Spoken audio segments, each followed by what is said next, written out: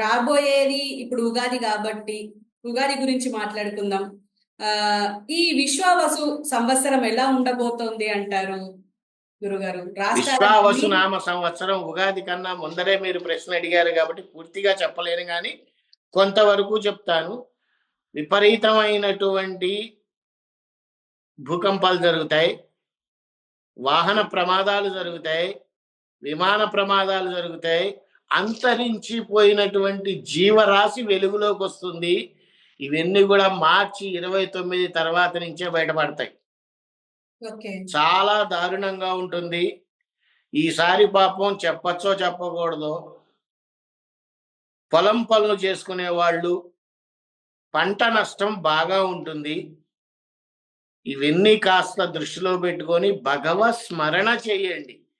భగవత్ స్మరణ చేస్తే ఇలాంటి ఉపద్రవాలని కొంతవరకు అడ్డుకోగల శక్తిని మనకు ఆ భగవంతుడు కల్పిస్తాడు. ఇంకా చెప్పాలంటే చాలా మందికి మీ మీడియా ద్వారా ఒక చిన్న విచిత్రాన్ని చెప్తాను. చాలా మంది ఈ రోజుల్లో ఆర్థికంగా, శారీరకంగా, మానసికంగా చాలా ఇబ్బందులు పడుతున్నారు. ఈ మూడిటి మీద ముఖ్యమైనటువంటి అంశం ఏంటయ్యా అంటే ఆర్థికం. ఛాలెంజ్ చేసి చెప్తున్నానమ్మా. నేను ఒక చిన్న మంత్రం చెప్తా. అది యక్షిణీలు అందరూ కూడా అందరి పేర్లు చెప్పుకోగలిగితే ఎంత పెద్దదవుతుందో ఆ నామం, అవన్నీ షార్ట్ కట్ చేసి ఒక చిన్న మంత్రం, విత్తామన. ఇది వినటానికి చాలా ఆశ్చర్యంగా ఉంటుంది. మంత్రం ఏంటంటే, దాన్ని మంత్రం అనుకోండి, ఏమైనా అనుకోండి, మీరు విత్తామన విత్తామన విత్తామన ఛాలెంజ్ చేసి చెప్తున్నా. ఇది కంటిన్యూ చాటింగ్ చేయండి. మీకు ఆర్థికంగా బలపడకపోతే చెప్పు తీసుకొట్టండి నన్ను, అంత గ్యారంటీ ఇస్తాను. విత్తామన అనేటువంటిది చాలా పవర్ఫుల్, అది అద్భుతమైనది. ఆర్థికంగా నిజంగా చెప్తున్నానమ్మా, నేను నమ్మిన శివుడి మీద ఒట్టేసి చెప్తున్నా. విత్తామన విత్తామన విత్తామన 24 గంటలు చాటింగ్ చేయండి.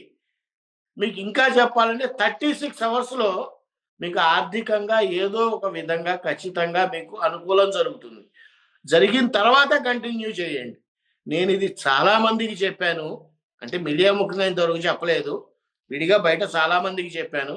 అందరూ ఆచరించి నాకు ఫోన్లు చేస్తున్నారు. ఇలాంటి చిన్న చిన్నవి, వీటిని శాబరీ మంత్రాలు అంటారు. ఇలాంటి చిన్న చిన్నవి వల్ల మనలో ఉన్నటువంటి బ్యాడ్ నెగిటివ్స్ అన్నిటినీ కూడా రిమూవ్ చేయొచ్చమ్మా. మనం ఏదో హోమాలు చేస్తున్నాము, అవి చెయ్యండి. హోమాల వల్ల మంచే జరుగుతుంది కానీ చెడు జరగదు. కానీ ఇమ్మీడియట్ ఎఫెక్ట్స్ విత్తామన విత్తామన విత్తామన. ఇదే మాట ఎందుకు రిపీట్ చేస్తున్నానంటే, మన ఛానల్ చూసేవాళ్ళు నిజంగా ఇది చేస్తే, ఇది జరగలేదు, నాకు ఆర్థికంగా కొంచెం ఇబ్బందిగానే ఉంది, తీరలేదు అన్నవాడు ఒక్కడు కూడా ఉండడు. జీవితకాలం పాటు చేస్తూనే ఉంటుంది. మీరు ఎన్నిసార్లు చేస్తే ఆర్థికంగా బలపడతారు. విత్తామన విత్తామన విత్తామన ఇలాంటివి కొన్ని వందలు ఉన్నాయమ్మా.